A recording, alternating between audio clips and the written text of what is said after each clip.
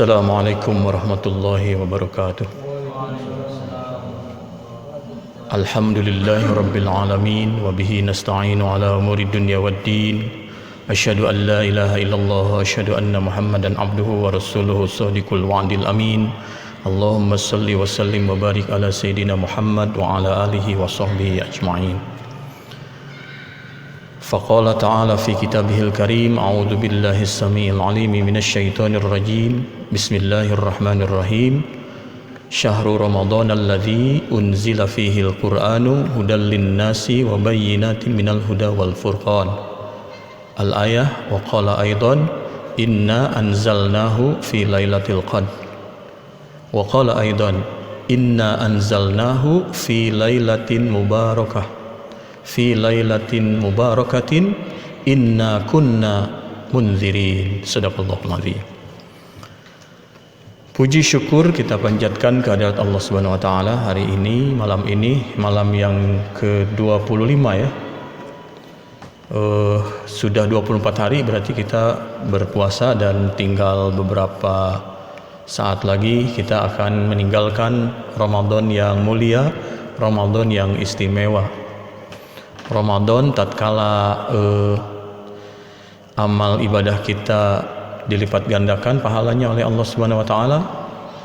Ketika kita melaksanakan ibadah sunnah, maka pahalanya setara dengan ibadah wajib.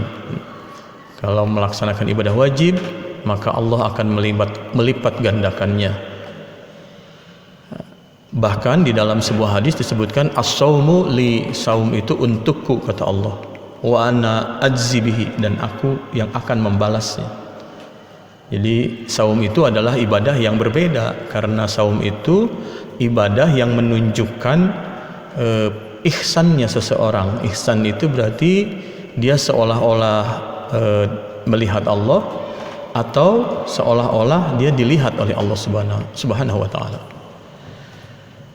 Hadirin jamaah tarawih rahimakumullah, di bulan Ramadan ini juga disebut sebagai bulan Al-Quran, Syahrul Quran, bulannya Al-Quran.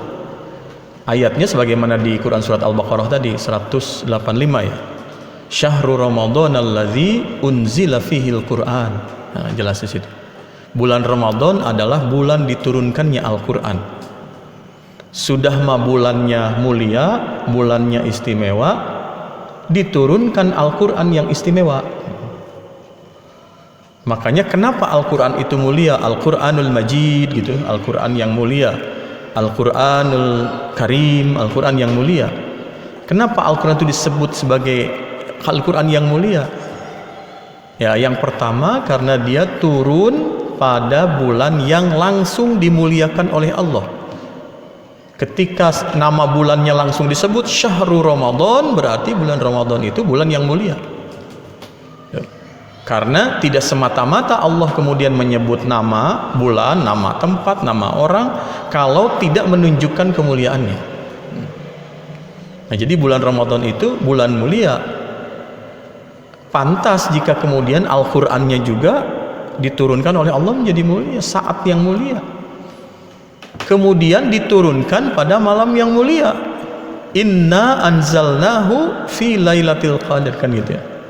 Sesungguhnya kami menurunkan Al-Quran itu pada malam Al-Qadar. Salah satu terjemah atau tafsir dari Al-Qadar itu malam yang penuh kemuliaan. Karena dalam Al-Qadar sendiri disebutkan wa ma adraka ma lailatul qadar gitu. Tahukah kamu apakah Lailatul Qadar itu? Lailatul Qadri khairum min alfi syahrin. Lailatul Qadar itu nilainya lebih baik dari 1000 bulan. Barang siapa yang beribadah pada malam itu sama dengan dia melakukan ibadah selama 1000 bulan atau 83 tahun lamanya.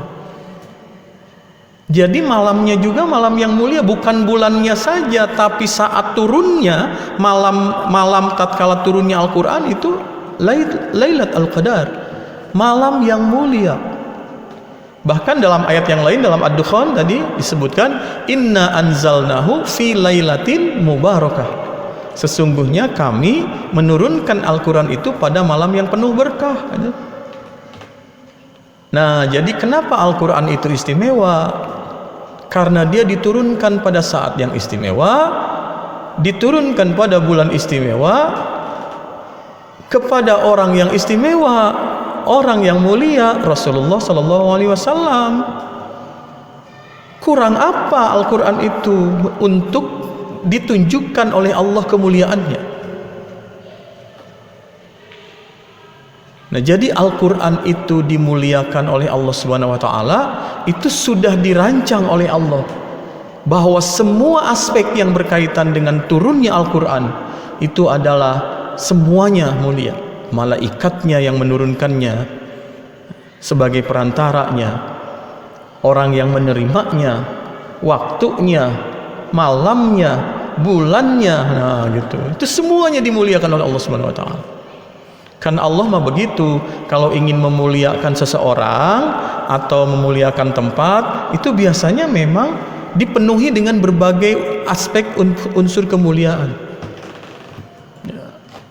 Misalnya ya, untuk menunjukkan Ibrahim dan keluarganya itu dimuliakan oleh Allah, selain namanya disebut dalam Al-Quran, kisahnya diulang-ulang dalam Al-Quran, juga apa yang terjadi pada Ibrahim dan keluarganya kemudian dijadikan syariat, manasik, dijadikan ibadah haji. Kan itu semua terjadi pada Ibrahim dan keluarganya, tapi oleh Allah kemudian diangkat. Untuk memuliakan Ibrahim itu diangkat peristiwa-peristiwa itu, kemudian diabadikan oleh Allah menjadi sebuah syariat, menjadi sebuah kewajiban. Luar biasa. Nah, itu yang pertama yang menyebabkan Al-Quran itu adalah kitab suci yang mulia. Kemudian yang kedua, apalagi yang menjadi ciri atau menjadi sebab Al-Quran itu mulia? Yang kedua adalah Al-Quran itu dari sisi apapun tidak ada kekurangan, tidak ada kebatilan sedikit pun, gitu kalau kata para mufassir. Di dalamnya tidak ada kekurangan, tidak ada kebatilan sedikit pun.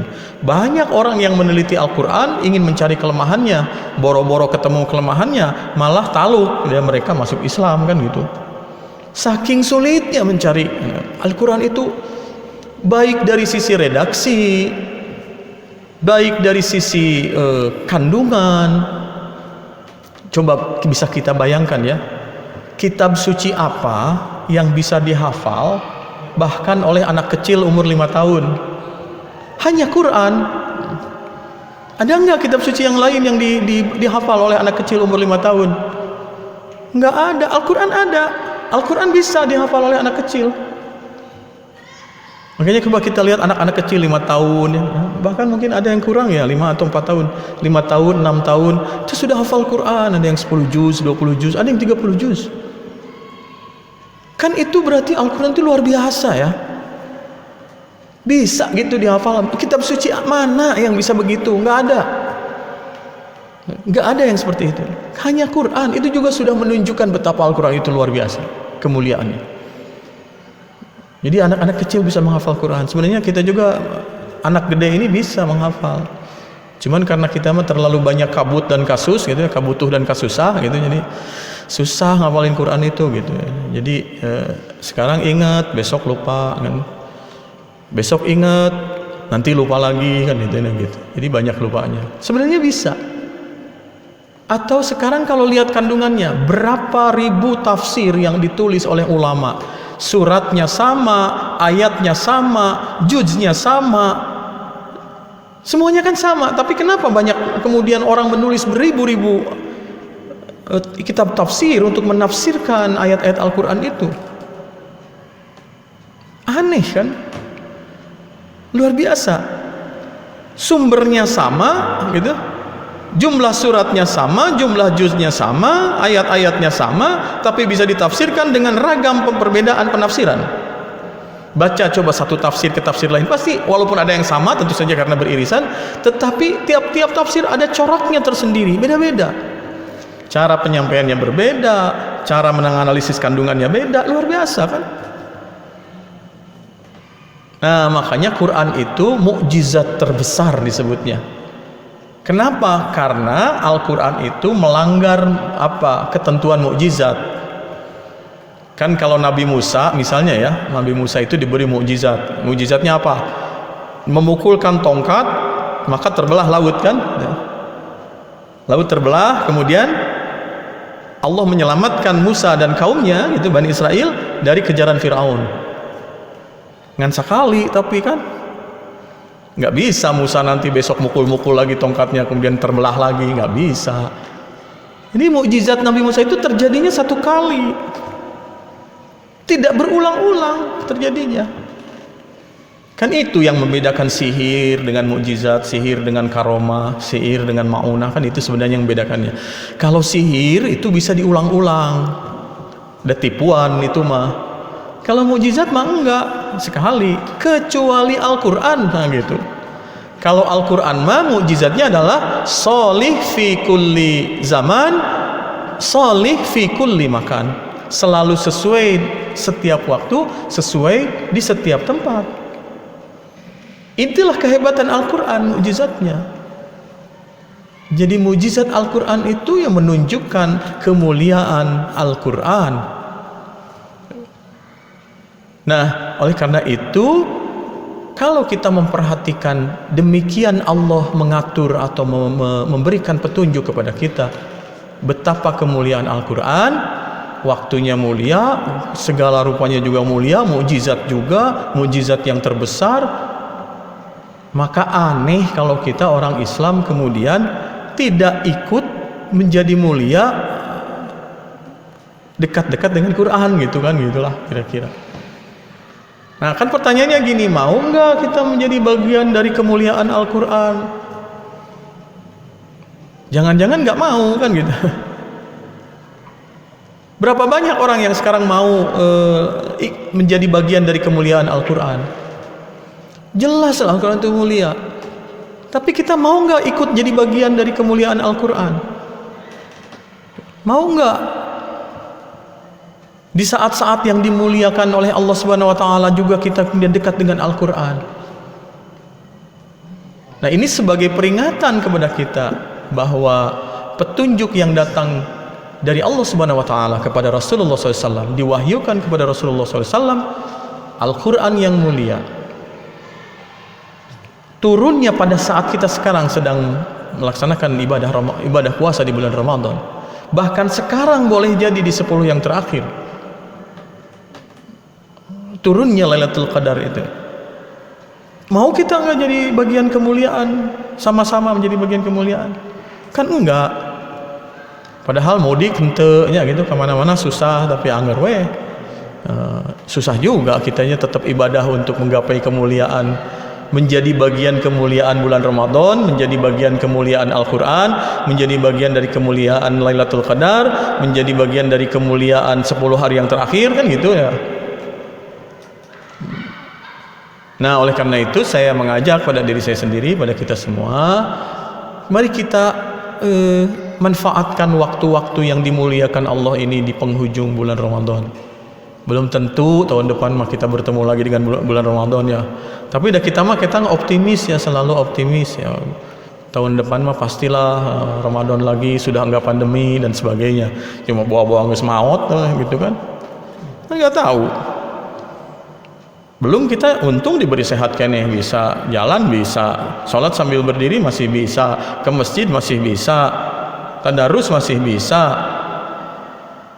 Apalagi coba yang kurang? Kalau nanti sudah nggak bisa jalan, sudah sakit, nggak bisa pergi ke masjid, baru kita menyesal.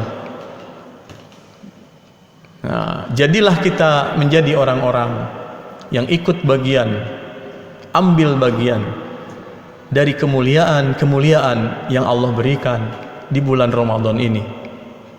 Tidak ada waktu lagi, mumpung kita masih diberi waktu, masih diberi kesempatan, masih diberi kesehatan, masih diberi kekuatan, maka kita harus menjadi bagian dari kemuliaan yang ditetapkan oleh Allah Subhanahu wa taala. Mohon maaf atas segala kekurangan, terima kasih atas segala perhatian. Aqulu qouli hadza wa astaghfirullah li wa lakum. Wassalamu alaikum warahmatullahi wabarakatuh.